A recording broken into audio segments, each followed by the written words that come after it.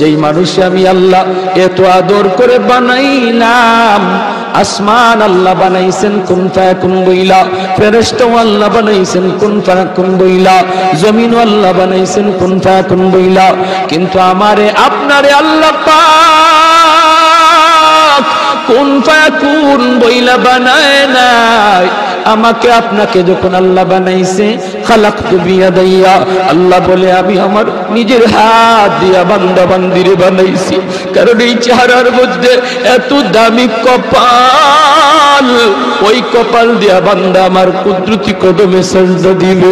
এই কপালটার এত দাম। এই কপাল কুন ফায়াকুন বললে হয় না, এই কপাল ফেরেশতাদের হাতে বানাইলেও হয় না, আমি আল্লাহ নিজের হাতে বানাইছি।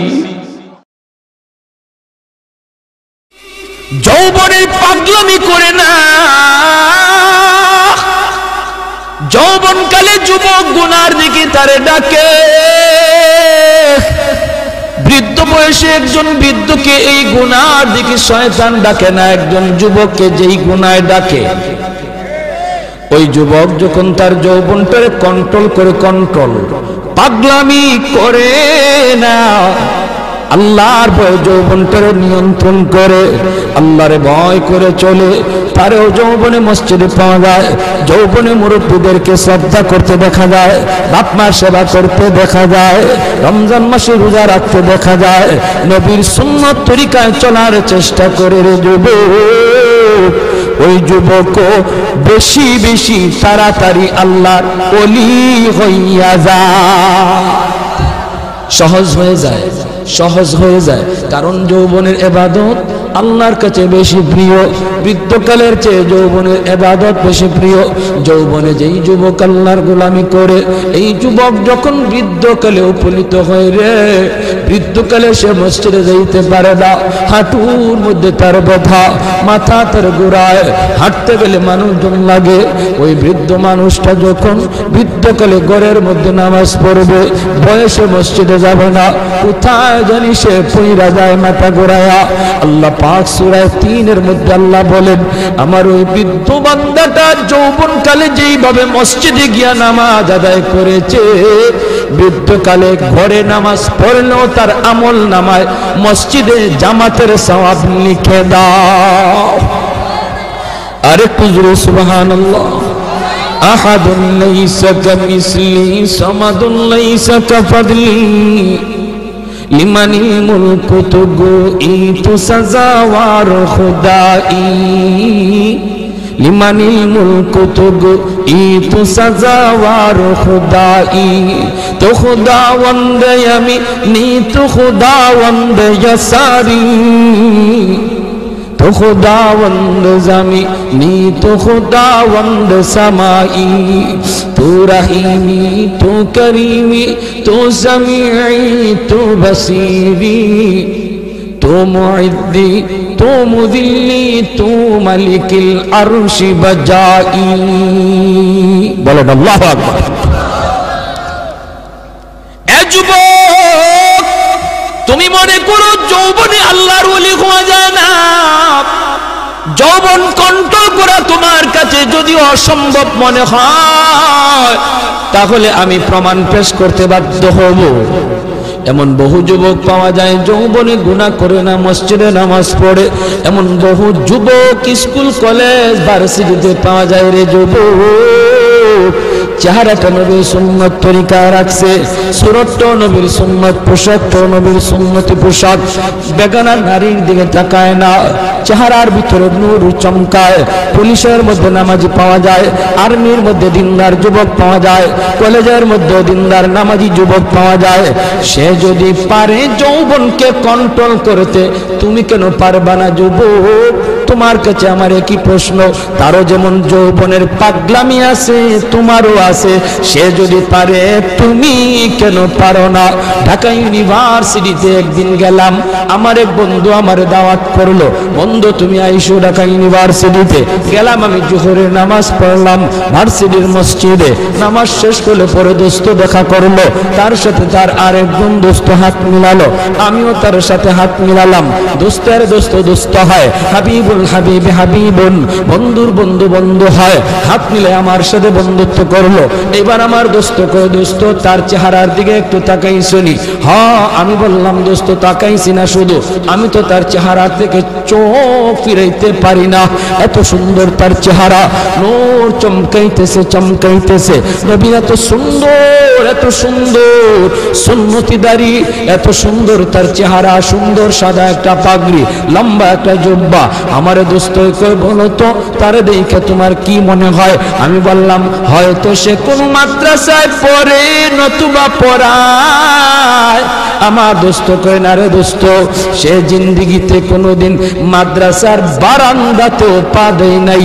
স্কুল জীবন থেকে লেখাপড়া শুরু, কলেজ জীবন থেকে লেখাপড়া শুরু, ভার্সিটির জীবনও আসছে, পরীক্ষা দিয়েছে, টেস্ট পরীক্ষায়, ভর্তি পরীক্ষায় এত ভালো নাম্বার পেয়েছে। ইংলিশে অনার্স নিয়েছে ঢাকা ইউনিভার্সিটিতে, ইংলিশে অনার্সে ফার্স্ট ক্লাস হয়েছে, ফার্স্ট ক্লাস।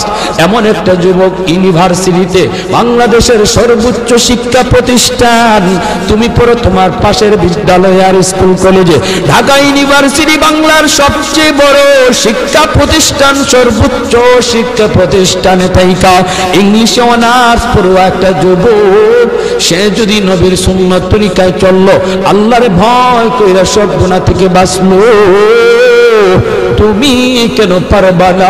তোমার কেন কপাল পুরলো রে যুবক?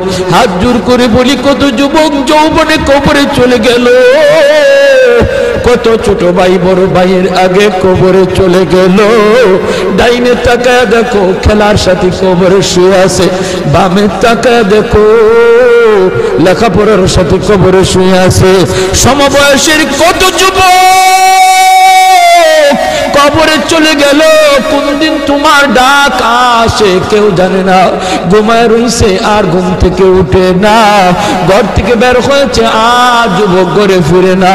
অতএব তোমারে কোন পাগলে পাইছে, তোমারে কোন ইবলিসে পাইছে, কোন নফসে তোমারে ঘুরাইতেছে, একটু মনটারে বুঝাও, একটু বুঝাও, এখনো সময়।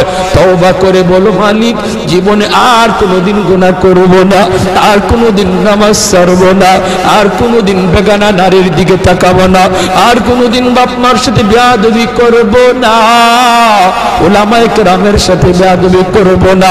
তুমি বলতে দেরি, আল্লাহ তোমাকে ওলির খাতায় নাম লেখাইতে দেরি হবে না। এজন্য যুবক, যৌবনকালে আল্লাহর ওলি হওয়া সহজ, যৌবনকালে আল্লাহর ওলি হওয়া সহজ।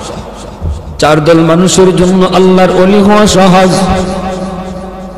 হাদিসে কুদসি আল্লাহ পাক জানুনি, এই জমিনে যেই পরিমাণ গুনাহ হয়, জমিন আমারে কয় আল্লাহ অনুমতি দাও, আর সইতে পারি, আর গুনার বোঝা সইতে পারি, আল্লাহ অনুমতি দাও, দাবায় দিই, সবগুলির গিলে ফেলি। আল্লাহ কয় চুপ কর, চুপ কর, আমার বান্দার সাথে আমার বিষয়, আমার বান্দা আর আমি, আমাদের বিষয় মাঝখানে কেউ নাক গলাবা না। লাউলা মাশাইখ রুক্কা والشباب خشاع والأطفال ردا والأنعام ردا لجعلت السماء حديدا والأرض خفصفا والتراب رمادا وما أنزلت من السماء قطرا وما أنبت من الأرض نباتا بل أنزلت عليكم العذاب سبا আল্লাহ কইরে জমিন, এ ফেরেশতা, এ জমিন, তোমরা যারা জমিন ধ্বংস করে দিতে চাও, আমি আল্লাহ দেখতেছি কেমন গুনাহ হইতেছে। যেই মানুষ আমি আল্লাহ এত আদর করে বানাইলাম, আসমান আল্লাহ বানাইছেন কুন ফায়াকুন বইলা, ফেরেশতা আল্লাহ বানাইছেন কুন ফায়াকুন বইলা, জমিন আল্লাহ বানাইছেন কুন ফায়াকুন বইলা, কিন্তু আমারে আপনারে আল্লাহ পাক কুন ফায়াকুন বইলা বানায় নাই। আমাকে আপনাকে যখন আল্লাহ বানাইছে, খালাকতু বিয়াদাইয়া, আল্লাহ বলে আমি আমার নিজের হাত দিয়া বান্দা বান্দিরে বানাইছি। কারণ এই চেহারার মধ্যে এত দামি কপাল, ওই কপাল দিয়া বান্দা আমার কুদরতি কদমে সাজদা দিবে। এই কপালটার এত দাম, এই কপাল কুন ফায়াকুন বললে হয় না, এই কপাল ফেরেশতাদের হাতে বানাইলেও হয় না, আমি আল্লাহ নিজের হাতে বানাইছি। আল্লাহ পাক কই আমি আল্লাহও দেখি জমিনে কেমন অন্যায় হয়, অত্যাচার কেমন জুলুম হয়, জমিনে কেমন অন্যায় হয়, অত্যাচার হয়, কেমন জুলুম হয়, কেমন গুনাহ হয়, আমি আল্লাহ দেখতেছি। আমি আল্লাহ দেখতেছি আমার নবীর নায়েবে রাসূল উলামায়ে কেরামের সাথে কেমন আচরণ হয়, সবই আল্লাহ বলেন আমি দেখতেছি। এরপরও আমি কেন নগদ ধরি না জানুনি? চার শ্রেণীর কারণে। লাউলা মাশাইখুর রুক্কা ওয়াল শাবাবু খুশা ওয়াল আতফালু রুদ্দা ওয়াল আনআমু রুক্তা। আল্লাহ বলেন এক নম্বর হলো ওই বৃদ্ধ মানুষগুলি, এখনো জমিনে এমন কিছু সাদা দাড়ি সাদা চুল আমার কিছু বৃদ্ধ বান্দা বান্দি আছে রে, কোমর বাঁকা হইতে পারে না, করতে পারে না, কষ্ট হয়, হাঁটুতে ব্যথা, কোমরে ব্যথা, এরপরেও আমি আল্লাহর কুদরতি কদমে সেজদা দেয়, কষ্ট হয়, এরপরেও আমার কদমে সেজদা দেয়। এই সেজদার দিকে তাকাইলে জমিনের প্রতি মায়া লেগে যায়। দুই নম্বরে আল্লাহ বলে ওয়াশশাবাবু খুশা, কত যুবক অন্যায় কাজের দিকে দৌড়ায়, নাপাক প্রেম ভালোবাসার দিকে দৌড়ায়, জিনা বেবিচার মদ গাঞ্জার দিকে কত যুবক দৌড়ায়। আল্লাহ বলেন কিন্তু এখন এমনও কিছু যুবক আছে যেই যুবক যৌবনের পাগলামি করে না, তার মনেও পাগলামি করতে চায়, তারও গুনার দিকে তার মন ডাকে কিন্তু যায় না। আমি আল্লাহর ভয়ে যুবক গুনার দিকে যায় না, মসজিদে গিয়ে হাজির হয় না, পাক ভালোবাসা প্রেমের দিকে মন দেয় না, আমি আল্লাহর প্রেম অন্তরের ভিতরে জমায়া নেয়। ওই যুবকের সেজদা যখন জমিনে দেয়, তার সেজদার দিকে তাকাইলেও এই গুনাহগার জমিনের প্রতি আমার মায়া লেগে যায়। ওয়াল আতফালু রুদ্দা, আল্লাহ বলেন আরেকটা শ্রেণী হলো এই জমিনে কিছু শিশু বাচ্চা আছে যাদের কোনো গুনাহ নাই, ছোট ছোট বাচ্চাগুলি, এদের আমলনামা এখনো খোলা হয় নাই। যদি জমিনে আমি গজব দেই, গুনাহগারের সাথে শিশু বাচ্চাগুলি তারাও এই গজবের শিকার হয়ে যায়, অথচ এই ঘরের বাবা দায়ী, এই ঘরের মা দায়ী, গুনার জন্য মা দায়ী, বাবা দায়ী, তাদের কারণে গজব আইছে, বাচ্চাটার কোনো দোষ নাই। গজবের কারণে বাবা যেমন গজবে পড়ে, মা যেমন পড়ে, বাচ্চাটাও গজবে পড়ে যায়। তার কান্নার দিকে তাকাইলে আমি আল্লাহ এই জমিনের প্রতি মায়া লেগে যায়। চার নম্বর ওয়াল আনআমু রুক্তা, আল্লাহ বলেন চার নম্বর হলো জানুনি আরেক দল হলো দুনিয়ার ভিতরে কিছু পশু পাখি আছে, পশু পাখি আছে এদের কোনো গুনাহ নাই, আযাব গজব, আসমানি গজব, জমিনি গজব যদি জমিনে আসে, মানুষের সাথে জীব জানোয়ার গুলিও গজবের শিকার হয়ে যায়, হাঁস মুরগিরাও গজবের শিকার হয়ে যায়, গরু ছাগল গুলা তারাও গজবের মধ্যে পড়ে যায়, অথচ এদের কোনো অন্যায় নাই, ওদের কোনো গুনাহ নাই, এদের দিকে তাকাইলেও জমিনের প্রতি মায়া লাগে। আল্লাহ কো জানুনি রে জমিন, জানুনি রে ফেরেশতারা, যদি এই চার শ্রেণী জমিনে না থাকতো, যেই হারে জমিনের মধ্যে গুনাহ চলছে, যদি এই চার শ্রেণী না থাকতো তাহলে আমি কি করতাম? লা জানতুস সামাআ হাদিদা, আমি আল্লাহ আসমানকে লোহা বানায় দিতাম, ওয়াল আরদা খাফসাফা, জমিনকে আমি তামা বানায় দিতাম, জমিনকে আমি আল্লাহ তামা বানায় দিতাম, جعلت السماء حديدا والأرض خفصفا والتراب رمادا وما أنزلت من السماء قطرا, এক ফুটা রহমতের বৃষ্টি আমি জমিনে দিতাম না, ওয়ামা আম্বাতু মিনাল আরদি নাবাতা, একটা শস্যের দানাও আমি জমিনে উৎপাদন হতে দিতাম না, বরং বাল আনজালতু আলাইকুমুল আযাবা সাব্বা, ভরপুর করোনা একটা যাবে আরেকটা আসবে, একটা যাবে আরেকটা আসবে, ভাইরাস একটা যাবে আরেকটা আসবে, আল্লাহ যেটা দিতে পারে এর চেয়ে বড়টাও দিতে পারেনি না, পারে না। করোনা যেমন শক্তিশালী, এর চেয়ে আরো পাওয়ারফুল শক্তি নিয়ে মহামারী আল্লাহ দিতে পারে। আল্লাহ কই যদি এই চার শ্রেণী জমিনে না থাকতো আমি আল্লাহ পরপর শুধু জমিনের মধ্যে গজব দিতাম। এই 4 শ্রেণীর মধ্যে প্রথম 2 দল বৃদ্ধ মানুষ যারা এখনো আল্লাহর কদমে সেজদা দেয়। 2 নম্বর ওই যুবক যৌবনে যে আল্লাহর কদমে সেজদা দেয়। ও ভাইয়েরা বন্ধুরা, জন্য বলি যুবক যৌবনকালে ইবাদত করলে সহজে আল্লাহর ওলি হইয়া যায়। এই গেল 3 দল। 4 নাম্বার দল হলো ওই অভাবী মানুষ, গরিব মানুষ। সমাজে যারা গরিব অভাবী, তাদের জন্য আল্লাহর ওলি হওয়া সহজ। জোরে কন্যা সুবহানাল্লাহ। কেন? কারণ কি? কারণ হলো 4 নাম্বার না তো, 2টা গেল, 3 নাম্বার হয়েছে না? 3 নাম্বার হয়েছে, এরপরে 4 নাম্বার। 3 নাম্বার হলো মহিলা জাতি, মা বোনেরা, তাদের জন্য আল্লাহর ওলি হওয়া খুব সহজ। কেমনে? কারণ হলো মহিলাদের ডিউটি কম, আমল কম, এজন্য তাদের হিসাবও কম। নবী বলেন 4 কাজের জিম্মাদার যে মহিলা হয়ে যাবে, যে মহিলা 4টা আমল ঠিকমতো হিসাব দিতে পারবে, সে আল্লাহর তৈরি যে কোনো জান্নাতে প্রবেশ করবে। আইয়ুমা ইমরাতিন ইযা সাল্লাত খামসাহা ওয়া সামাত শাহরাহা ওয়া হাসনাত ফারজাহা ওয়া আতাআত বালাহা।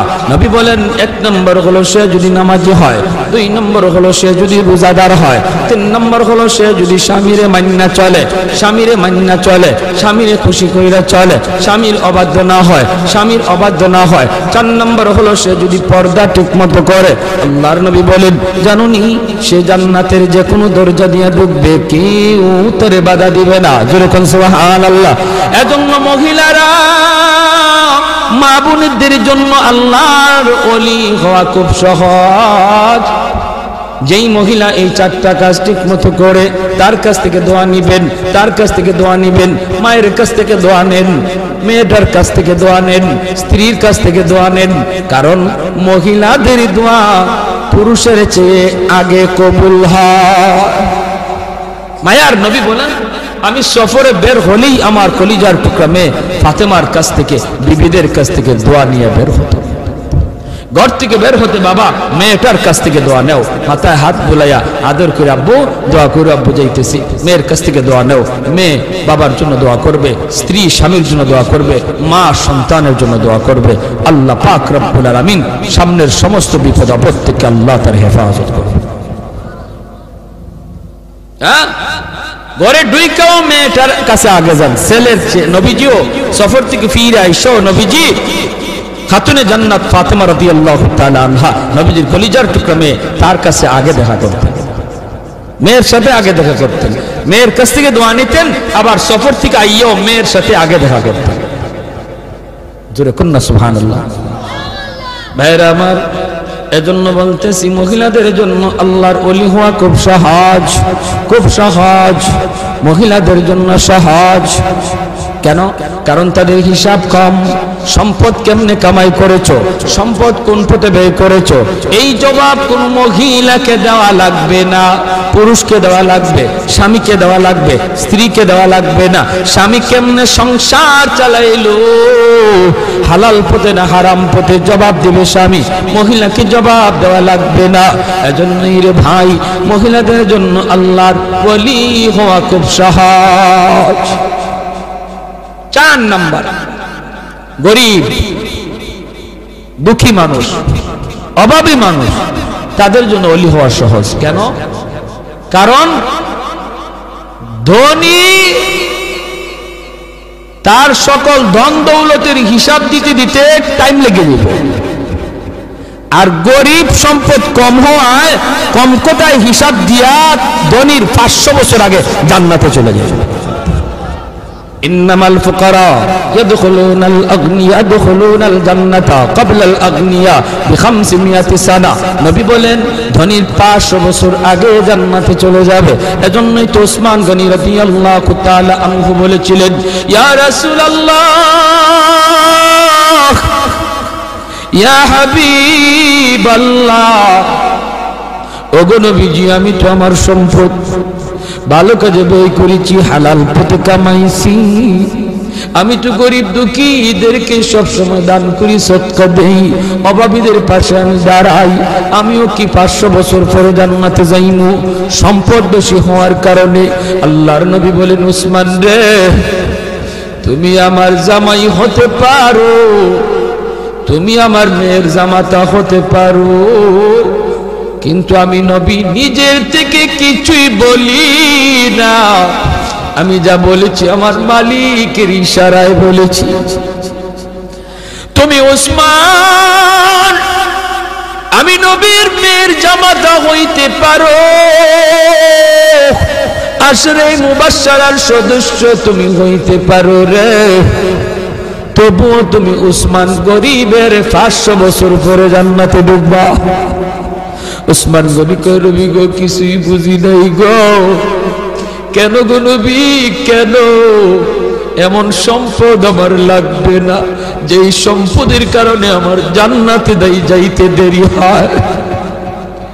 কোন কারণে? আমি তো হক আদায় করেছি, আমি তো সম্পদের হক যথাযথ আদায় করি।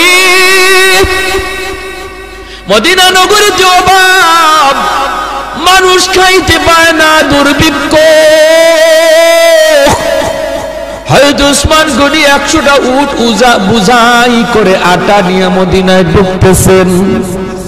মদিনার ব্যবসায়ীরা মদিনা থেকে বের হয়ে গেছে সন্ধান পাইয়া, রাস্তায় যায়, উসমান আটাগুলি আমাদের কাছে তুমি বিক্রি করো, আমরা মদিনার বাজারে নিয়ে একটু ব্যবসা করব।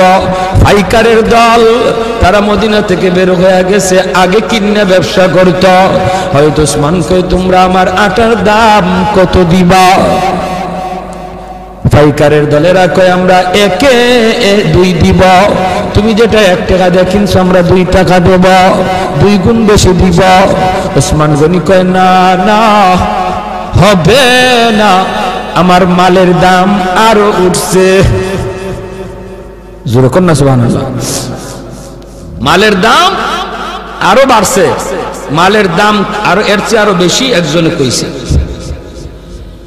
এমনি পাইকাররা কয়, ব্যবসায়ীরা কয়, উসমান নেও দিলাম 3 টাকা 3 গুণ। উসমান গনি কয়, আরো বেশি কইছে। কয় দিলাম উসমান 4 গুণ। উসমান গনি কয়, আরো বেশি দাম হইছে। পাইকাররা কয়, উসমান রে, কাল থেকে নিয়ে আজ বিকাল পর্যন্ত একটা খেজুরের দানাও আমার পেটে পড়ে নাই। আল্লাহ নবীর চোখ থেকে দর দর করে পানি পড়ে নবী কাঁদবেন। মদিনার মসজিদে নববীর ভিতরে কান্নার রোল পড়ে গেল। এত বড় জলিলুল কদর সাহাবী আব্দুল্লাহ ইবনে মাসউদ, রাইসুল ফুকাহাদের ভিতরে একজন। আল্লাহর নবী যখন কান্দেন, সাহাবীরাও কান্দে। এবার নবী কয়, ওরে উসমান, একটু খেয়াল করে শোনো রে উসমান, তুমি একদিনের হিসাব দিতে 3 কথা বলা লাগছে, টাইমও লাগছে বেশি। আমার আব্দুল্লাহ 1 কথা জবাব দিয়ে দিছে, টাইমও লাগছে কম। হাসরের মাঠে মালিক বলবেন, বান্দা আয় আয়, যার যার জীবনের হিসাব দিয়ে যা রে। কে সম্পদ কেমনে কামাই করছো, কেমনে ব্যয় করছো, এই হিসাব না দিয়ে কেউ সামনে যেতে পারবে না। তখন ধনী যারা, তোমরা ধনীরা যখন সামনে দাঁড়াবে, সম্পদের হিসাব দিবে। সম্পদ ভালো পথে আয় করেছো, হালাল পথে আয় করেছো, হালাল পথে ব্যয় করেছো, কিন্তু দেওয়া লাগবে হিসাব। দিতে যায় তোমাদের সময় বেশি লাগবে, কারণ তোমাদের সম্পদ বেশি। আরেকদিকে দেখা যায় গরিব একজন পিছনে দাঁড়ায় রয়েছে। আল্লাহ পাকের কুদরতি নজর ওই গরিবটার দিকে যায় পড়বো। আল্লাহ তখন বলবে, বান্দা রে, তুই বাইপাস হিসাব দেওয়ার জন্য চইলা আয়, ওর সম্পদ বেশি, সময় লাগবে, তোর সম্পদ কম, কম কথায় জবাব দিয়া জান্নাতে চলে যা। আরেকটু জোরে কোন সুবহানাল্লাহ। এজন্য যার সম্পদ কম, তার হিসাবও কম, তার টাইমও কম। আল্লাহ নবী কয় ইন্নামাল ফুকারা ইয়াদখুলুনাল জান্নাতা ক্বাবলাল আগনিয়া বি500 সানা।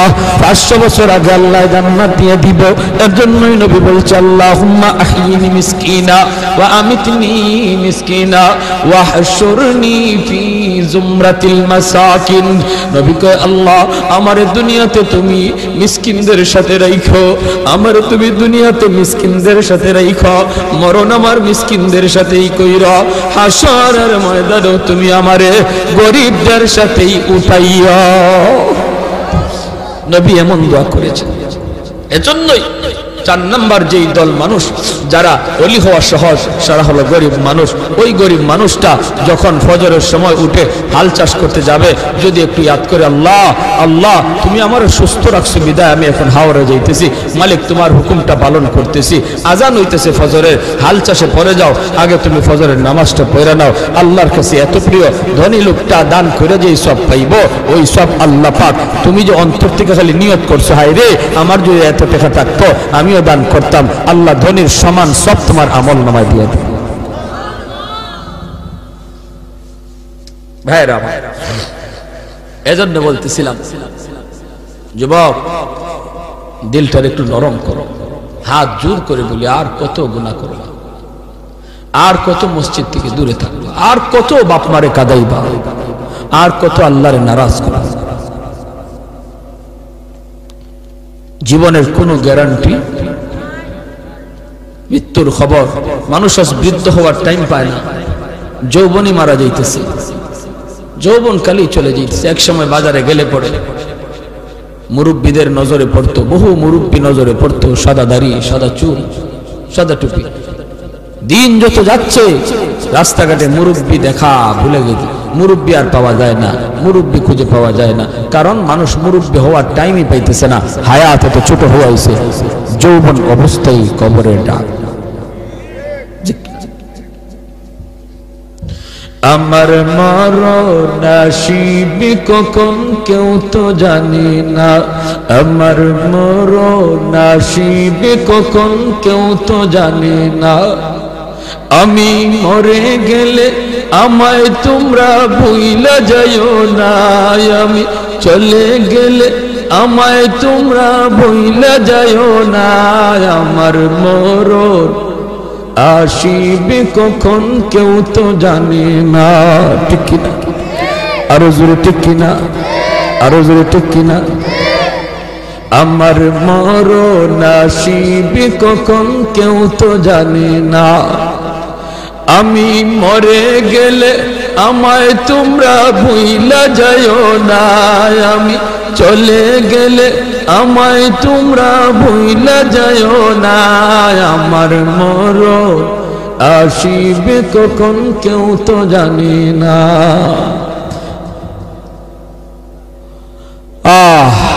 সবারই যাওয়া লাগবে, কেউ থাকতে পারবো না। এজন্য আমার ভাই যত তাড়াতাড়ি তওবা করব তত তাড়াতাড়ি ওলি হব। তওবার জন্য মুফতি সাহেবের কাছে যাওয়া লাগে না, তওবার জন্য মুহাদ্দিস সাহেবের কাছে যাওয়া লাগে না, তওবার জন্য চেয়ারম্যান মেম্বারের কাছে দৌড়ানি লাগে না, তওবার জন্য টাকাও খরচ করা লাগে না, তওবার জন্য সময়ও লাগে না। যে কোনো সময় এই টাইমে বৈশাও যদি একজন মানুষ দিল থেকে খালি নিয়ত করে আল্লাহ আর জীবনে গুনাহ করব না, আর জীবনে তোমারে নারাজ করব না, 2 মিনিটের ভিতরে লাগবে না, যদ্দূর সময়ের ভিতরে দিলে দিলে খালি এই তওবাটা করছে, আল্লাহ দিলের খবর জাননেওয়ালা, মুহূর্তের ভিতরে আল্লাহ তার নাম ওলির খাতায় লিখে দেবে। দারোগা হতে 10 বছর 20 বছর লাগে, ওলি হতে 2 মিনিটও লাগে না। এজন্য আমরা তওবার নিয়ত কারা কারা করতে রাজি আছি? আল্লাহ তুমি কবুল করো, মঞ্জুর করো। সবাই বলি আমিন, আরো জোরে বলি আমিন। আর নামাজ ছাড়বো না, গুনার কাজে যাব না। আল্লাহ তৌফিক দান করুন। ওয়া আখিরু দাওয়ানা আনিল হামদুলিল্লাহি রাব্বিল আলামিন। আসসালামু আলাইকুম। আল্লাহুম্মা সাল্লি আলা মুহাম্মাদ ওয়া আলা আলি মুহাম্মাদ كما صليت على إبراهيم وعلى آل إبراهيم إنك حميد مجيد. اللهم بارك على محمد وعلى آل محمد كما باركت على إبراهيم وعلى آل إبراهيم إنك حميد مجيد أستغفر الله الذي لا إله إلا هو الحي القيوم وأتوب إليه لا حول ولا قوة إلا بالله العلي العظيم الحمد لله الذي هدانا لهذا وما كنا لنهتدي لولا أن هدانا الله لقد جاءت رسل ربنا بالحق ربنا ظلمنا أنفسنا وإن لم تغفر لنا وترحمنا لنكونن من الخاسرين رب ارحمهما كما ربياني صغيرا رب ارحمهما كما ربيانا صغيرا রব্বুল আলামিন আল্লাহ কুদরতি নজরে একটু তাকাও গভীর রাত পর্যন্ত তোমার বান্দারা বসে বসে পর্দার আড়ালে তোমার বান্দিরা আল্লাহ তোমার কথা তোমার হাবিবের কথাগুলি শুনতেছে গো মালিক আমলখানা যদি পছন্দনীয় হয় এর উসিলায় আমাদের জীবনের तमाम গুনাহ খাতাগুলি maaf করিয়া দাও আল্লাহ যারা হাত উঠাইছি জানি না আল্লাহ জানি না কার হায়াত কতদিন কার কোথায় কিভাবে মরণ লিখে রাখছো কত মানুষ ঘুমায়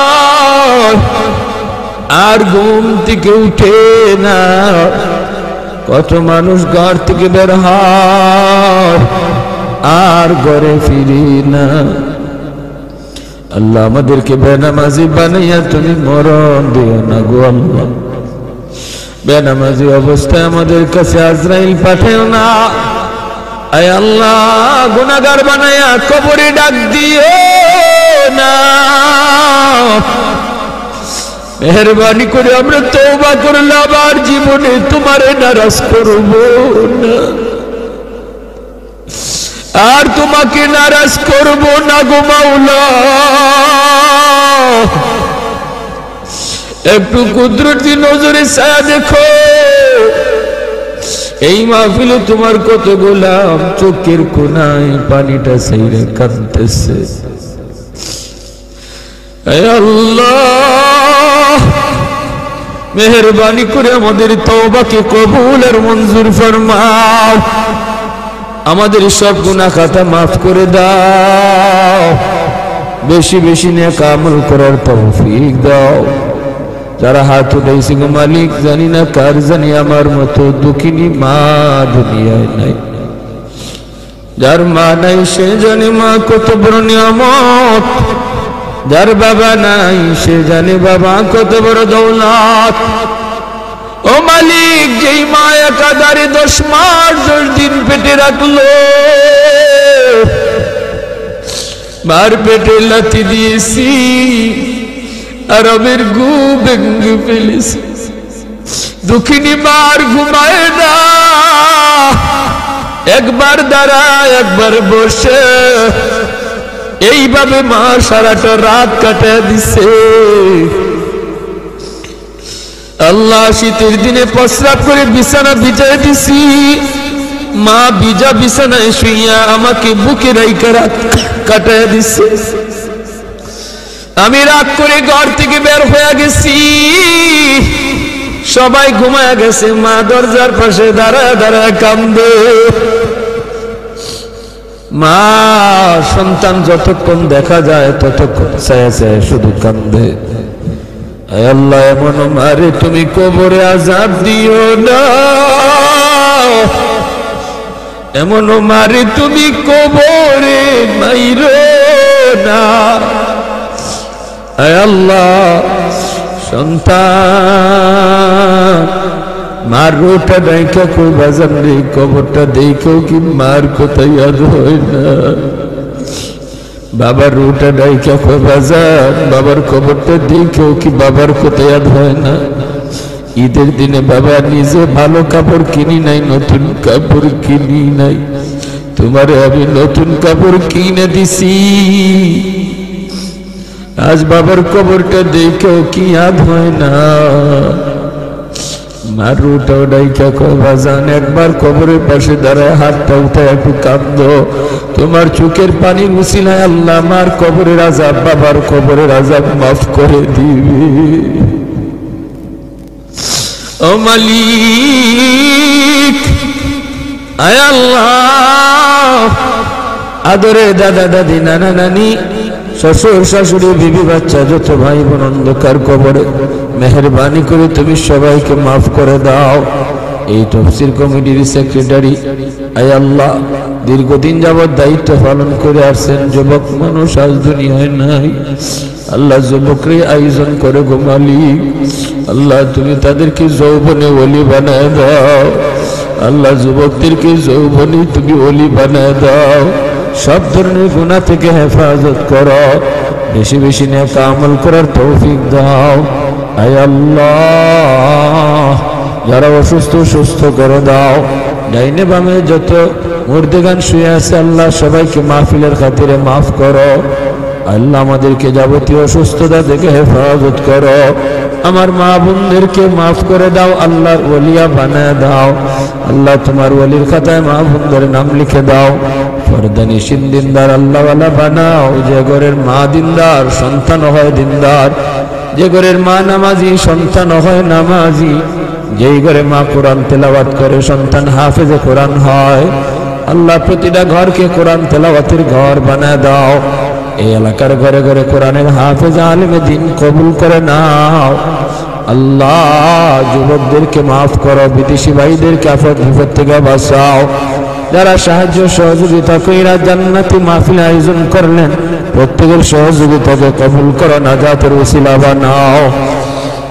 সাল্লাল্লাহু তাআলা আলা খাইরি খালকিহি মুহাম্মদ ওয়া আলা আলিহি ওয়া আসহাবিহি আজমাইন। আমিন আমিন বিরহমাতিকা ইয়া আরহামার রাহিমিন।